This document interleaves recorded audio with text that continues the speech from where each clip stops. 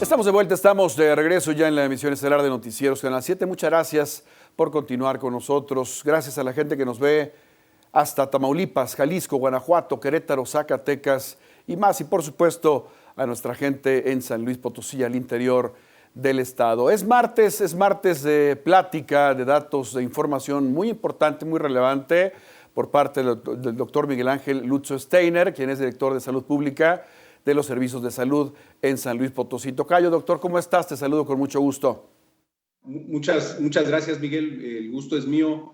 Con mucho gusto también de estar en tu programa nuevamente. Gracias. Siempre bienvenido, doctor, y lo sabes. Vamos a dar inicio porque después te digo siempre que nos quedan algunos temas pendientes, temas en el tintero. Vamos a iniciar. Hoy es un día importante en cuanto a los números, en cuanto a las cifras, los datos que ustedes nos comparten día a día en la acostumbrada rueda de prensa de las 10 de la mañana por parte de la Secretaría de Salud. Hoy se establecen récords. Hay 70 contagios nuevos confirmados en las últimas 24 horas y 7 defunciones. Esto nos sorprende y a la vez no, doctor. Lo comentábamos fuera del aire. Es parte, a fin de cuentas, de lo que ustedes nos han informado y dependiendo cómo tome la gente esta responsabilidad, los números se presentarán, se plasmarán como el día de hoy. Así es, Tocayo. Estamos en este escenario 3 de transmisión generalizada. Es algo que teníamos previsto, un incremento en el número de casos y lamentablemente también en el número de defunciones para estas semanas. Así se previó y bueno, está sucediendo tal cual. Pero lo que tú dices es mucho más importante. Sí es un día que rompe, digamos, por llamarlo de alguna manera que tampoco nos agrada como el récord. Sí es el día que más hemos tenido que anunciar estos datos, pero es un llamado también a que tenemos que llevar a cabo las medidas preventivas, aplicar estas medidas preventivas generales, específicas, en el hogar, en los centros de trabajo, en el transporte público. Es fundamental para poder reducir la velocidad de transmisión. Recordemos que el virus está presente, el virus no se va a ir, va a estar todo el tiempo con nosotros, pero el comportamiento epidémico de este tipo de enfermedades señala que hay un incremento, hay un ascenso en el cual estamos transitando hacia la parte más alta de la transmisión y eso nos pone en un riesgo de saturar el sistema de salud. Así es que hasta el momento estamos bien, entre comillas. Desde luego quisiéramos que no hubiera sucedido ninguna defunción, pero la realidad es esta, es una epidemia que produce este efecto adverso, es una epidemia que es un virus que tiene la capacidad de producir un proceso inflamatorio importante en los pulmones y esto puede llevar a la muerte a algunas personas. Así que estamos dentro del plan, estamos con el sistema de reconversión del Estado, de los servicios de salud y en eso estamos pues apostando también a la participación de toda la ciudadanía. No hay un hilo negro que resuelva este problema, es el conjunto de las medidas en las empresas, en los centros de trabajo, en el transporte público, en las casas, es lo que nos va a ayudar a reducir este riesgo y tener capacidad de atender a todas las personas con dignidad y respeto, Miguel. Doctor, de los 58 municipios del estado potosino, hay 49 que están ya dentro de esta dinámica a partir de un caso en adelante. ¿Cuándo especulan, cuándo ustedes calculan que San Luis Potosí esté en su totalidad? ¿O cabe la posibilidad de que algún municipio se salve de esta situación? Cabe la posibilidad. Nosotros estamos estudiando casos sospechosos, la dispersión comunitaria, la dispersión de la enfermedad.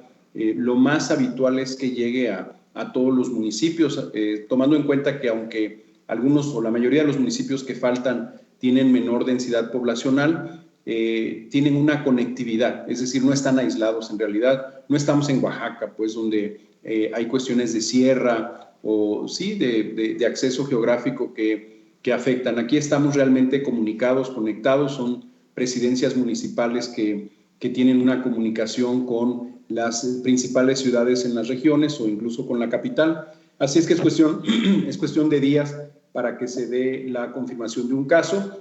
¿Qué sucedió en influenza en 2009? Que algunos municipios, muchos, en algunos estados, pues tuvieron muy poca actividad de influenza o incluso hubo lugares donde no hubo actividad de influenza, y esto podría suceder, pero no creemos que esto pase en San Luis Potosí porque la enfermedad ya vimos que se está transmitiendo de manera bastante efectiva, y con el paso de los días seguramente encontraremos por ahí alguno de los casos, que no nos extraña, al contrario, es parte de la vigilancia epidemiológica, y a nosotros nos interesa saber dónde están las personas enfermas para que estas personas tengan un aislamiento, se estudia sus contactos y con esto podamos reducir la velocidad de contagio y que no se disperse o que no nos genere un brote explosivo en cada una de las comunidades, tomando, por ejemplo, las que no tienen casos confirmados, ¿no? Los municipios.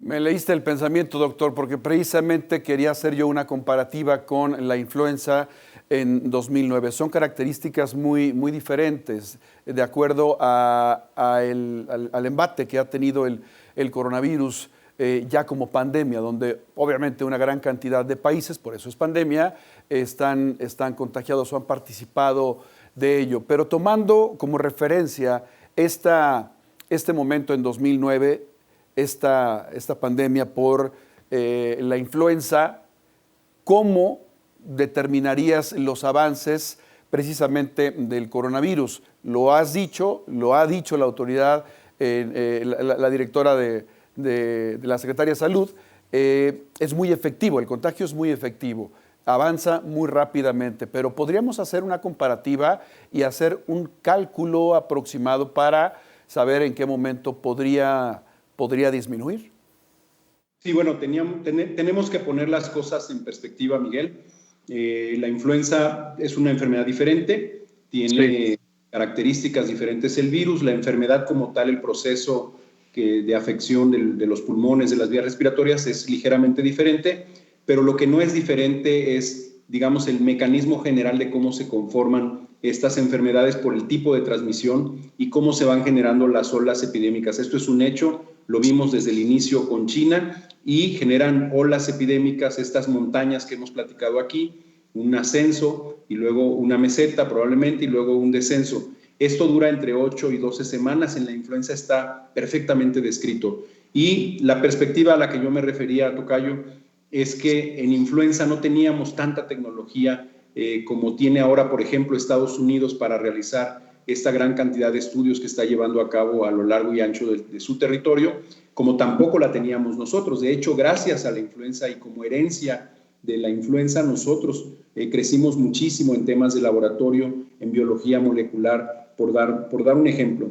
Entonces, tomando en cuenta esas diferencias, yo te podría decir que la influenza en 10 meses, en 11 meses, recorrió todo el mundo, tuvo 2, si no 3 olas epidémicas en los diferentes hemisferios y generó alrededor de 1.600.000 casos que fueron documentados.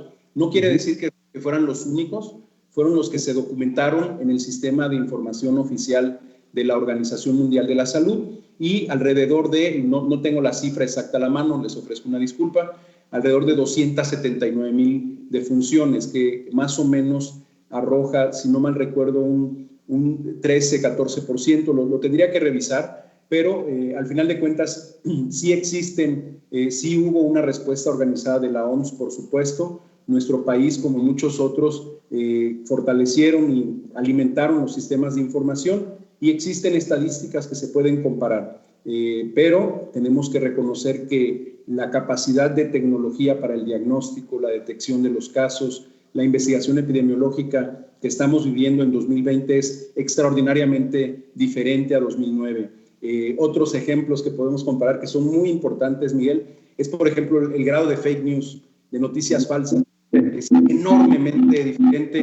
Yo leí un artículo hace algunas semanas donde además de la pandemia de coronavirus estábamos viviendo la pandemia de noticias falsas, y que estas ascendían a 120 millones de noticias falsas alrededor del mundo. Así es que hay muchas diferencias. La participación de las redes sociales, de la población, son connotaciones que nos hacen pensar pues el efecto que está teniendo esta pandemia y cómo la sociedad también ha ido involucrándose. Además de que otra diferencia importante, Miguel, es algo técnico, pero es importante, es el periodo de incubación. La influenza tiene un periodo de incubación muy corto, de 2 a 5 días, y esta enfermedad de coronavirus, su periodo de incubación puede ir de 2 hasta 14 días. Entonces, cortar cadenas de transmisión con aislamiento es un tema totalmente diferente, es una historia diferente.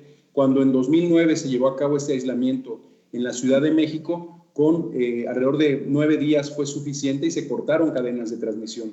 En este caso requerimos más tiempo y particularmente en San Luis Potosí, nosotros estamos convencidos de que así ha sido. Logramos retrasar la curva epidémica, logramos disminuir el número de casos nuevos de acuerdo a las proyecciones iniciales, de acuerdo al ejemplo que teníamos en marzo de China, de Italia, de España.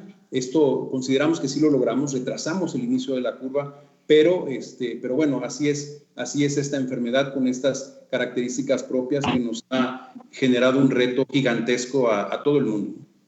Claro, y contestas perfectamente mi pregunta, doctor, precisamente en cuanto a la estrategia que la Organización Mundial de la Salud ha realizado, ha planteado, ha diseñado para hacerle frente al coronavirus con esa experiencia de hace 11 años. Te lo he preguntado, doctor, pero te lo voy a preguntar nuevamente porque todos los días podría haber algo diferente, ya que has tocado estos avances científicos y tecnológicos, sobre todo en el trabajo que se realiza en nuestro vecino país del norte, los Estados Unidos. ¿Tienen ya un poco más claro el tiempo para poder obtener una vacuna? Bueno, hay que reconocer que es un reto también tecnológico. Hay muchos grupos de investigación a nivel internacional que están trabajando, que están en una carrera literal por encontrar una vacuna que sea segura, que sea efectiva, que sea escalable, es decir, que se pueda producir de manera muy rápida, pues incluso miles de millones de dosis, ¿no? O millones al menos, cientos de millones de dosis para la población que tiene mayor vulnerabilidad. Seguramente cuando llegue la vacuna no se va a aplicar a toda la población, se va a aplicar a aquellas personas que más lo requieren, los que tienen mayor riesgo de muerte. Esto hay que tenerlo muy claro, hay que irlo procesando porque la vacuna no llegará a todas las personas el primer día. Habrá que hacer todo un esfuerzo de comunicación, pero por lo pronto, Miguel, faltan todavía semanas o meses para tener mucha claridad. Nos motiva el que eventualmente centros de investigación o algunos gobiernos estén señalando que tienen avances importantes en cuanto al desarrollo de una vacuna que sea efectiva, pero necesitamos tener toda la certeza que exista un reconocimiento internacional de que esa vacuna efectivamente cumple con todas las características tanto de regulación como de seguridad biológica, además de que sea efectiva, que realmente proteja, que no estamos poniendo algo que no produce un efecto en el sistema inmune. De tal manera que no hay una fecha precisa, pero estamos muy pendientes de todo lo que está sucediendo con vacunas y desde luego también con tratamientos innovadores que están en proceso de protocolo de investigación que se están probando tanto en México como en otras partes del mundo y que, bueno, también esperemos que con el paso de los meses se pueda obtener un medicamento que sea efectivo. Por lo pronto, no hay vacuna, no hay medicamento y la mejor medicina para evitar el coronavirus son las medidas preventivas. Lavarse las manos con agua y jabón, establecer sana distancia, usar cubrebocas bien utilizado en el transporte público, en lugares cerrados, en centros de trabajo donde se convierte en un instrumento obligatorio, la limpieza de superficies, la limpieza y desinfección de superficies, entre otras medidas, Miguel, es la única medicina que tenemos y no es un hilo negro, realmente es muy efectivo para reducir la transmisión de esta enfermedad y de otras más que comparten estos mecanismos de transmisión. Doctor, lamentablemente se me ha acabado el tiempo, me quedo nuevamente con algunas preguntas. Solamente quiero enfatizar en los datos que se han dado a conocer también este día por parte del propio gobierno del Estado, en que un par de funcionarios del gabinete estatal han dado positivo desde los propios informes de ellos, tanto el secretario general de Gobierno Alejandro Leal Tobías como el secretario de Comunicaciones y Transportes Fernando Chávez Méndez. ¿Esto nos lo podrías confirmar o será hasta el día de mañana en la rueda de prensa que se lleve a cabo? Mira, es dentro del proceso de atención a poblaciones vulnerables o de mayor riesgo. Tenemos mapeados desde el inicio, desde marzo, y esto no es una invención de nosotros.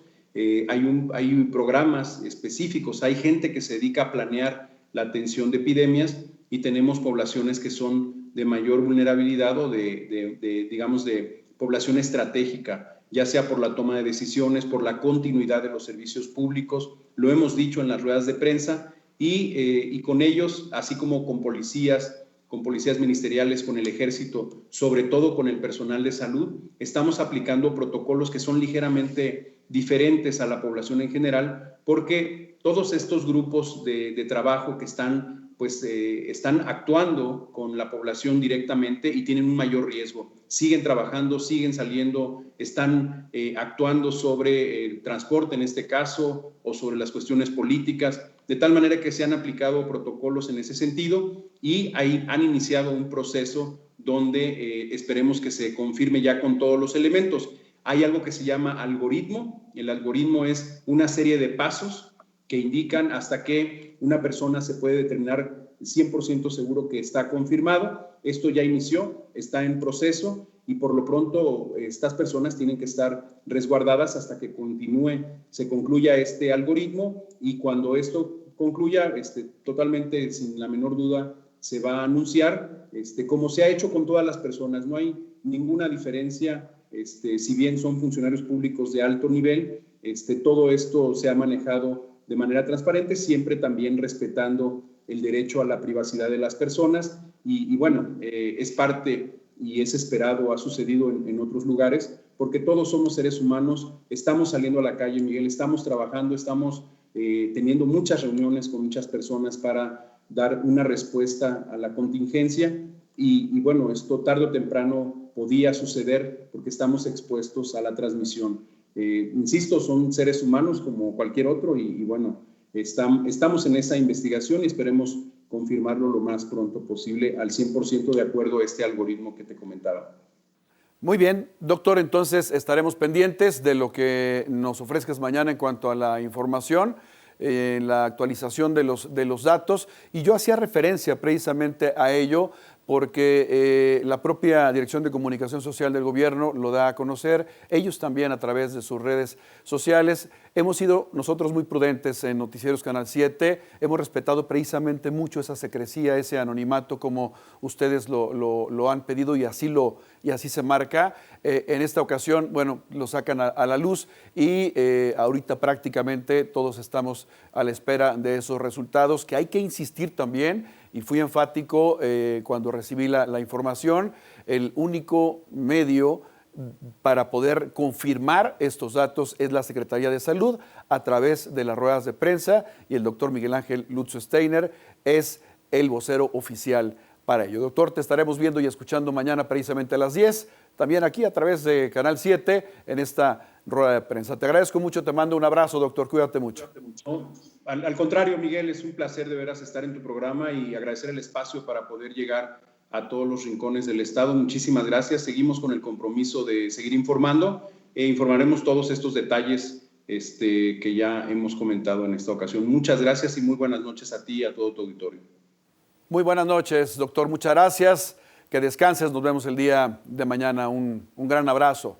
Nosotros vamos a una pausa. Tenemos más en Noticieros Canal 7.